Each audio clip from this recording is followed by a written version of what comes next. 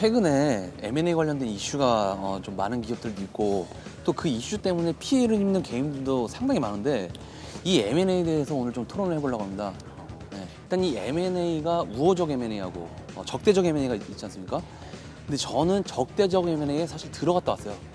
실제로요? 이게 무슨 말이냐면 2006년도인가 7년도 정도에 아는 지인이 어떤 종목을 사러 갑니다.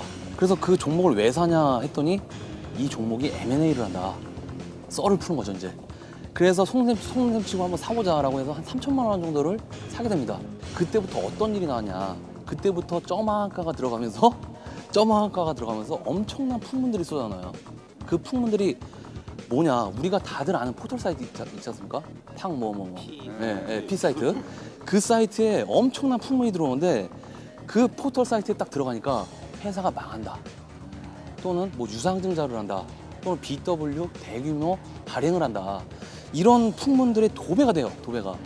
도배가 되면서 주가가 저만가에 들어가니까 이게 사람이 판단이 이루어지게 되죠. 그렇죠.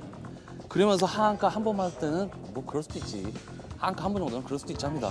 그래서 두 번 맞을 때부터 다크서클이 이제 내려오기 시작하죠. 이제 다크서클이 이제 조금씩 내려오기 시작하면서 눈까지 내려갔다가 이제 다 코까지 내려오고 코까지 내려갔다가 입까지 내려오고 그런데 세 방부터는 이제 거의 폐인이 되는 거죠. 네. 거의 이제 마이너스 45% 정도 돼. 네. 주가가 하한가에 들어가면서 풍문들이 돌지만 그 풍문들 이후에 리포트들이 또 쏟아 나오는 거예요. 관가를 했던 게 회장이 주식 담보대출을 받았던 거예요. 주식 담보대출을 받으면서 대주주 물량이 쏟아져 나옵니다. 그때부터 인수를 하는 쪽에서 어떻게 되냐? 지분 매입에 들어가는 거예요. 점 하한가에 들어가고 대주주 반대 매매가 나오면서 지분 매입에 들어갑니다. 그때부터. 적대적 M&A 사례인 것 같네요. 그렇죠. 완전히 나쁜 인간들인데 여기서 모자란 물량들은 어떻게 했냐? 주식 매수 청구권에 들어가면서 개인들 물량까지 싹 걷어들이고 난 이후에 인수에 성공을 하게 되는 거죠. 이게 실제 사례인가요? 실제 사례예요. 제 경험담인데 경험담을 통해서 그때부터 어떻게 되냐? 점 상한가에 들어가요 또. 그럼 이미 매입이 네. 끝났어. 매입이 끝났으니까 영화네, 영화. 점 상한가에 들어가는 거야. 점 상한가에. 인수한 사람들은 결국에 어떻게 되냐?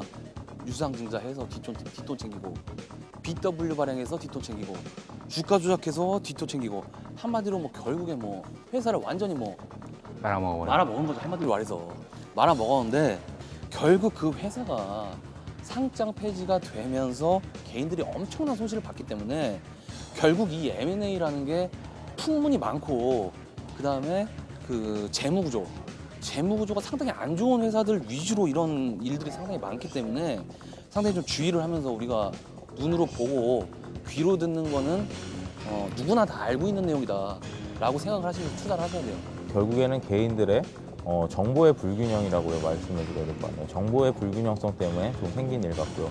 제 같은 경우에는 이제 M&A 하면은 어쨌든 간에 두 가지 정도로 좀 봐야 될 것 같아요. 승자의 저주가 나오는 M&A라든지, 물론 그 좋은 경우에 M&A들이죠. 승자의 저주가 나오는 M&A라든지 아니면 M&A를 실제로 해서 회사가 성장하는 기업의 M&A를 할 것인지 이 부분들을 봐야 되는데 개인 투자분들이 실수하는 이유 중에 가장 큰 것이 그런 M&A 뉴스가 실제적으로 떴을 때 그거를 기업을 서로 분석을 하고 어느 쪽에 시너지가 나올 것인지 분석할 수 있는 능력 자체가 안 된다는 거죠.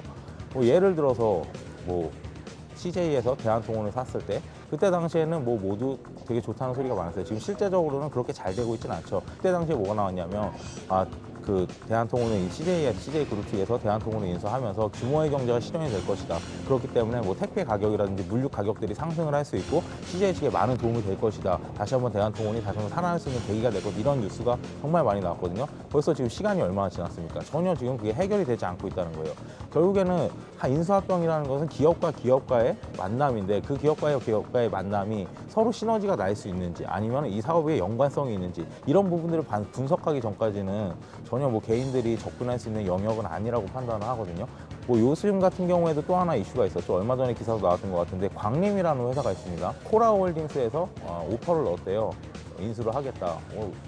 뭐 연관성은 많이 있습니다. 뭐 대주주 문제, 물량 문제도 있었고 하고 있는 사업에 대한 연관성도 있었고 그리고 원래 대주주 출신들이 경영권을 사업을 하시는 그런 분들의 그러니까 실제적으로 광림이라든지 코라홀리티 이런 쪽에 연관된 사업을 하시는 분들이 아니라 어디 뭐 인베스트 출신이라든지 증권사 출신 분들 이런 분들이 많았기 때문에 그런 분들에서 엮여서 기사까지 나왔죠. 결국에 주가 어떻게 됐습니까? 상한가 2번 이후에 지금 다시 다 무너져서 제가 알기로는 제자리 찾아오고 그 이하까지 내려가는 경우가 지금 심심찮게 발생을 하거든요.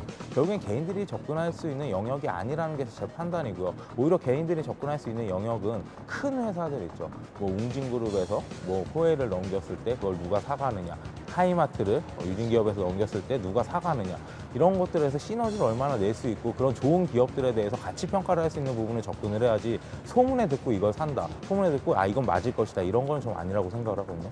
뭐 얘기를 잘 해주셨으니까 제가 생각하기에는 결론은 코스닥 시장에 M&A 되는 종목들이나 업종들에 대해서는 투자를 안 하는 게 원칙이라고 보고 있습니다. 현실적으로. 왜 그러냐면 상폐되는 종목들 히스토리를 보면 1순위가 대주주가 자주 바뀐다.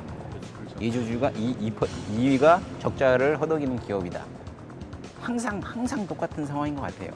아까 말씀하신 실 경험은 제가 보기엔 정말 안 좋은 케이스에 얻어 걸린 케이스고 이제 제가 알고 있는 케이스를 말씀드리면 이제 모 그룹입니다. 뭐 G로 시작한 모 그룹인데 2,000원대 시작해서 꾸준히 올라가요. 8,000원대까지. 사업을 하는 게 많아요. 특허 사업도 하고 가장 중요한 광산 개발. 예전에 많이 해주셨죠. 광산 예, 엄청나게 뭐죠. 사파이어 광산이 있는데 확인할 수가 없어요. 금감원에서 확인할 방법이 없잖아요. 아, 그 기업 말씀하시는구나. 아니 저 아시는 분이 거기 가서 막 MOU 계약서 찍고 컴퓨터 뭐 200대 이렇게 좀 주고 사무실 차려놓고 사진 찍어 오고 하니까 주가가 2,000원부터 8,000원까지 계속 올라가요. 그러다가 8,000원부터 점화 500원. 결국은 상장 폐지.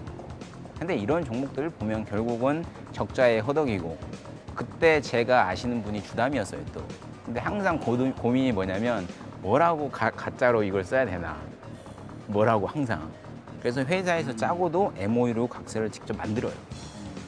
근데 어차피 6개월이나 1년 정도 보고 나중에는 나갈 생각을 하고 있기 때문에 중간에 유중이나 스톡옵션 쪽으로 해서 사장이나 많이 좀 수익을 내죠. 현실적으로 보면.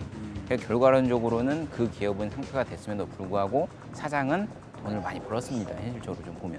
뭐 보도화된 뉴스에는 많이 못 벌었다 얘기가 많이 나오는데 제가 뭐 알기로는 돈을 많이 번 걸로 판단되고 있고 근데 그 번 돈이 결국은 개미들 피눈물이죠. 그렇죠. 네. 그러니까 코스닥 시장 자체는 결국은 보면 M&A 한다? 조금 좀 멀리 봐야 될 것 같아요. 말씀 다르셨는데 코스닥 시장에서 나오는 종목들이 M&A 할 게 제가 보기엔 정말 크게 없어요. 왜냐하면 각자 사업 분야가 다른 분야들도 너무 많고요. 오히려 이런 건 가능하죠. 코스피 시장에 있는 중견기업이나 중견기업급 이상급들이 코스닥 시장에 있는 기술력 좋은 회사를 시너지를 내기 위해서 인수를 한다. 이런 거는 정말 주가에 많은 도움이 되고 그럴 수가 있는데 근데 그것도 일반 개인이 알기는 너무 힘든 거예요. 왜냐하면 제가 아는 경우도 말씀을 드리면 제가 기업 탐방을 갔을 당시에 모 기업에서 어느 회사를 인수하겠다는 MOU 계약서까지 보고 왔습니다. 그래서 뭐 투자를 하게 그걸 어떻게 보셨죠? 이렇게 뭐 이 사진이라고 뭐 이렇게 보여주는데 그걸 봤다고 하더라도 그런 자료를 봤다고 하더라도 그 다음날 공시가 나올 걸 알고 아니면 이번 주에라도 명시가 나올 거를 알고 있었는데 왜냐면 워낙 큰 공시니까 정말 바로 앞에서 도장 찍기 전에 파토나가는 경우가 정말 많거든요. M&A 같은 경우에. 네. 그렇기 때문에 일반 개인이 접근하기 정말 힘든 거예요. 일단 뭐 코스닥 시장끼리의 M&A라든지 그리고 특히나 대주주 물량이 적거나 아니면 대주주가 바뀐 지가 얼마 안 됐다거나 그리고 어느 회사 오너들이 생각인데 적자만 나고 있는 회사를 왜 M&A를 해서 그 부실을 떠안으려고 하겠습니까? 결국에는 뭐 대주주들끼리 무슨 문제가 있지 않겠어요? 무슨 상호 간에 뭐 약속이 있거나 그런 이명 계약이 있는 것을 전혀 파악이 안 되기 때문에 그냥 일반적으로 접근할 수 있는 정말 뭐 실적에 근거한 아니면 뭐 시너지에 근거한 M&A가 아니면은 저는 M&A에 대해서는 상당히 좀 부정적으로 생각을 하고 있습니다. 이게 맞는 표현인 것 같아요. 그 작년인가요? 황마담이라고 혹시 아시나요? 개그 콘서트? 네. 그 분이 인수한 기업 있잖아요. 그 기업을 저 아시는 분이 M&A를 하려고 했었어요. 그래서 제 주위 사람들이랑 이렇게 돈을 모아서 베팅을 하려고 했었는데 결국은 파토가 난 거예요. 파토가 난 이유를 보면 회사 자체도 문제 있고 결국은 돈이 나올 수 있는 구조인 회사가 아니에요. 현실적으로 보면. 근데 이가 그 실적이 안 나오는 종목들, 실적이 안 나오는 기업들을 M&A를 하는 과정에서 보면 중간에 그 브로커 역할을 하는 사람들이 돈을 엄청나게 해먹어요. 보면. 그렇죠. 네. 수익 구조의 몇십 프로를 그 사람들이 가져간다고 보면 되는 거예요. 그러면 적자를 나는 기업임에도 불구하고 이미 돈을 또 해먹었어. 그러면 그걸 인수한 사람은 결국은 황마담도 그 종목은 어떻게 보면 상태가 됐잖아요. 결국은 바지 사장이었다는 것도 편명이 난 상황이다 보니까 말씀하신 것처럼 모르는 종목들, 그러니까 저희가 듣도 보다 못한 종목들은 M&A 한다 보면 진짜 눈 감고 귀 닫고 있는 게 개인 투자자는 정말 훌륭한 선택이라고 생각합니다. 선수들의 영역이죠. 선수들의 영역. 결론은 그러면 우리가 알고 있는 내용의 안에서는 M&A의 이슈는 의미가 없다. 이렇게 봐도 되는 거네요. 그러니까 그건 좀 나눠서 생각을 해봐야 될 것 같아요. 계속 아까부터 말씀을 드렸는데 일반 개인 투자자분들이 생각하는 M&A는 전부 테마성이 많아요.